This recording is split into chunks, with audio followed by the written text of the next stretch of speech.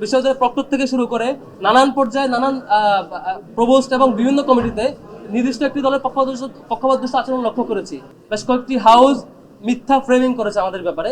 বিশ্ববিদ্যালয় প্রশাসনের এইটুকু সক্ষমতা থাকা দরকার ছিল, তারা যে ডেট ঘোষণা করবেন সেই ডেটের মধ্যে শিক্ষার্থীরা যা আসবেন ডেট মেনটেন করে তাদেরকে নিশ্চয়ই সেই শিক্ষার্থীদের যে রায় সেটুকু দিবেন।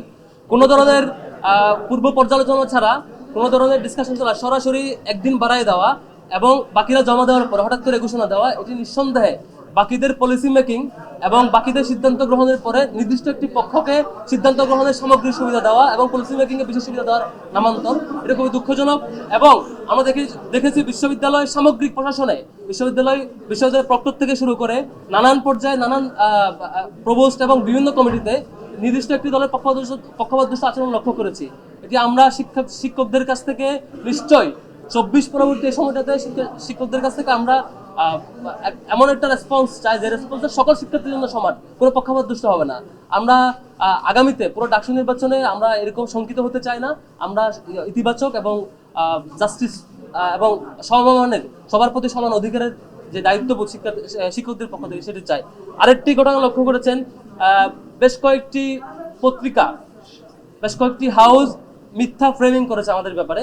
তার মধ্যে দেখবেন যে বিবিসি বাংলায় প্রথমে একটি নিউজ করেছে, তারপর রাতে বিজনেস স্ট্যান্ডার্ড একটা নিউজ করেছে, আরো কয়েকটি পত্রিকা এরকম দেখেছি যেখানে বলা হয়েছে ছাত্র শিবিরের দিক থেকে যে আমরা নাকি প্রথম অংশগ্রহণ করেছি।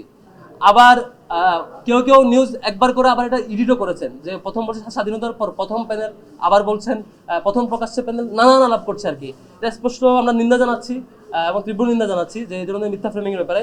ছাত্র শিবির 1977 সালে প্রতিষ্ঠিত হওয়ার পর থেকে প্রথম যে আমাদের ডাকসু হয় সেটি হচ্ছে 1979 সালে। সেখানে তাহের কাদের পরিষদ, যেটির ডকুমেন্টেশন, পেপার কাটিং, ছবি, মিছিলের ছবি, প্রচারণার ছবি সবকিছু এখন আপনারা অনলাইনে পাবেন। এবং সেই সময় ছাত্র শিবিরের প্রথম যে অংশগ্রহণ 77-এর প্রতিষ্ঠার পরে 79-এ সেখানেও ছাত্র শিবিরের হল এবং সেন্ট্রাল পর্যায়ে বিভিন্ন জায়গায় প্রার্থীরা জয়ী হয়েছে, বিভিন্ন জায়গায় সেকেন্ড হয়েছে। এরকম সুস্পষ্ট ডকুমেন্ট থাকা সত্ত্বেও তারপর ইলেকশন হচ্ছে 80 সালে, সেখানে ছাত্র শিবিরের প্যানেল ছিল। 82 সালে সেখানে ছাত্র শিবিরের প্যানেল ছিল। এনাম কাদের পরিষদ, যেখানে ছাত্র শিবিরের মিছিলে বিরোধীরা আক্রমণও করেছিল, সেই ঘটনার ফুটেজ, ছবি এবং ফটো, পেপার কাটিং এখনো পাবেন। তারপর 89-এ আরেকটা ডাকসু হয়েছে, সেখানে শামসু আমিন মুজিব পরিষদ ছিল। 90-তে আমিন মুজিব হেলাল পরিষদ ছিল। এই যে প্রত্যেকটাতে ছাত্র শিবিরের অংশগ্রহণ ছিল। শুধুমাত্র 19 সালের আগে 2014 সাল এবং পরবর্তীতে এবং 18 সালে যে আওয়ামী লীগ যে পরিমাণ ভুয়া নির্বাচন এবং একপাক্ষিকভাবে ক্ষমতায় আসছে, সেটিতে ছাত্র শিবির আমরা কোনোভাবে তাদেরকে ক্ষমতার বৈধতা দিয়ে নাই। এদিক থেকে ফ্যাসিবাদী সামগ্রিক কাঠামো এবং তাদের নিয়ন্ত্রণের জায়গা থেকে আমরা সেই সময় প্যানেল দিতে পারি নাই বা দিই নাই। এটা ছাড়া এর আগে আমাদের এখন পর্যন্ত 7বার ডাকসু হয়েছে, 25 সাল সহ ধরলে 7বার ডাকসু, তার আগে 6বার হয়েছে।